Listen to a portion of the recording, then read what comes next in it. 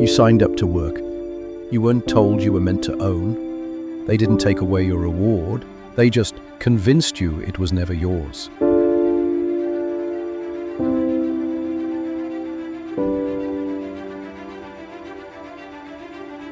There was once a large, widely respected company.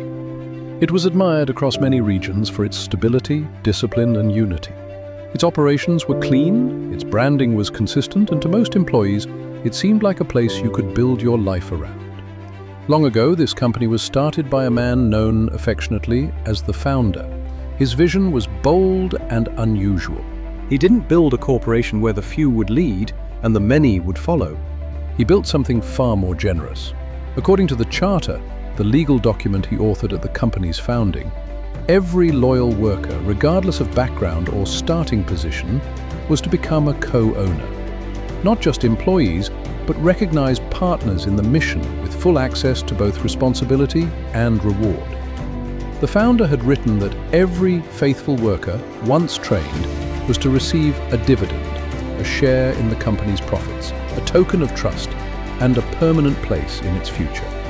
It wasn't about climbing a ladder, it wasn't about special status, it was about dignity, about being seen, about being entrusted, about being rewarded. What do you think of that kind of vision? Have you ever known a company like that? This wasn't hidden. It was written in full in the charter, which was made available to all employees. Each year at the annual meeting, every employee was invited to attend. The charter was read aloud and a special document was passed around, the director's ledger. Anyone who had embraced the company's mission and completed their foundational service was free to sign it. Doing so wasn't about elevation, it was about accepting what was promised, a simple but legal act of stepping into one's rightful share in the company's life and labor. And for a time, many did. Today, the annual meeting still happens every year, the charter still exists, the ledger is still passed down the rows, but now, bizarrely, almost no one signs it. Ownership and dividends are hoarded by a small exclusive elite. The vast majority of employees, though faithful and diligent, receive no share. They pass the ledger down the line without a second thought. They believe it was never meant for them. What happened? How did things drift so far from the founder's intent? It began quietly, years after the founder's death. A confident executive named Mr. Hardwell rose quickly through the ranks. Unknown to most, Mr. Hardwell had long-standing ties to a rival company in a competing industry, a company with a very different culture. Concentrated control, distant leadership, and the belief that regular employees should never imagine ownership. What drew him to their model? What convinced him to reshape everything the founder had built? What do you think of Mr. Hardwell so far? Have you ever worked under someone like him? Once in power, Hardwell acted swiftly. He dismissed long-serving directors and replaced them with loyal associates. He knew the charter couldn't be openly revoked, so he left it untouched on paper. But behind the scenes, he quietly began to work on a scheme. How could he keep the dividends for himself and his cronies, instead of going to any new employees? Hardwell used the company's weekly newsletter, the company bulletin. It was clean, encouraging, easy to read. It featured real stories from employees, inspirational thoughts, and official interpretations of company policy.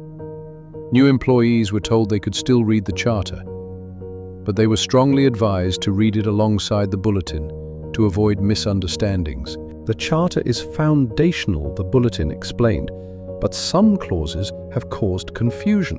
Stick with the bulletin to stay aligned with the company's direction. Most did.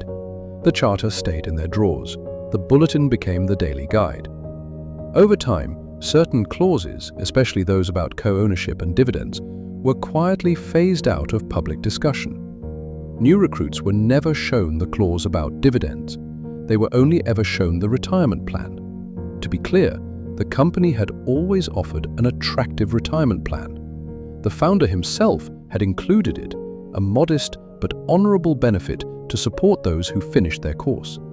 But under Hardwell's leadership, that became the only thing talked about. No mention of co-ownership, and no teaching about dividends. Photos of smiling retirees began to fill the bulletin's pages. Simple homes, garden plots, cheerful gatherings, a peaceful reward after years of faithful service. The message was clear. This is the goal. This is what we strive for. And the new employees embraced it. If your supervisor told you there was a retirement plan, but no dividends anymore, would you question it? What would you think if others once had more? Eventually, the ledger became just another formality.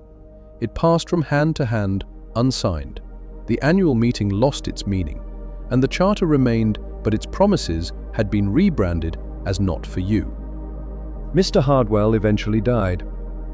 His name appears now only in historical records, rarely discussed, never challenged. But the system he built outlived him. The present board still operates within his framework, and among them is one director, quiet, faithful, long-serving, who occasionally rereads the charter alone in his office. He remembers how it used to be. He remembers when employees signed the ledger with joy. He wonders, have we gone too far? He says nothing. Others on the board have discovered old materials, drafts of the bulletin before certain changes, internal memos with foreign logos in the header, confidential notes with phrases like contain expectation and sustain loyalty. They know. They know the charter was never amended. They know the rights to the dividends are misunderstood. They know the ledger was meant for all, not just the few. If you were on that board today, what would you do? Would you protect the structure? Or risk everything to restore the founder's intent? So far, they've chosen silence. Occasionally, a few employees decide to read the charter without the bulletin beside it. They notice things others miss. They ask quiet questions. They gently point out inconsistencies. They don't rebel. They don't slander. They simply remember what the founder intended and ask why it was taken away. And then things change. Their co-workers avoid eye contact. Supervisors meet with them privately. Their performance is reviewed, and they are quietly but permanently dismissed. Have you ever seen someone penalized for asking the right question? Have you ever felt that certain topics are quietly off limits? Officially, they're released for undermining company cohesion.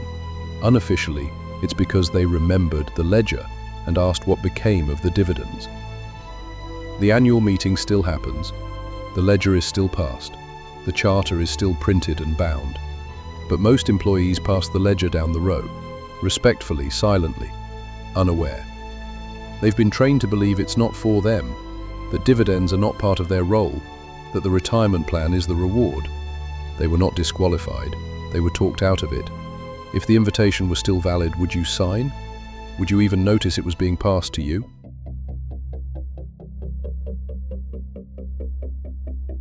Meanwhile, in a glass-walled office in another building across the city, a rival boardroom watches calmly. Their strategy worked. They didn't need to destroy the company. They only needed to change its expectations. The ledger still exists. The charter still promises, but no one claims them, and the victory is quiet but complete. From their perspective, what better outcome could they have hoped for? What kind of employee is easiest to control? The one who's excluded, or the one who excludes himself? The charter was never revoked. The ledger was never sealed. The dividends were never erased. Only the rights to them were misunderstood, and the courage to claim them was slowly erased, but the invitation remains. And sometimes, the most faithful thing an employee can do is to open the charter again, read what the founder actually wrote, and take back what was quietly taken from them.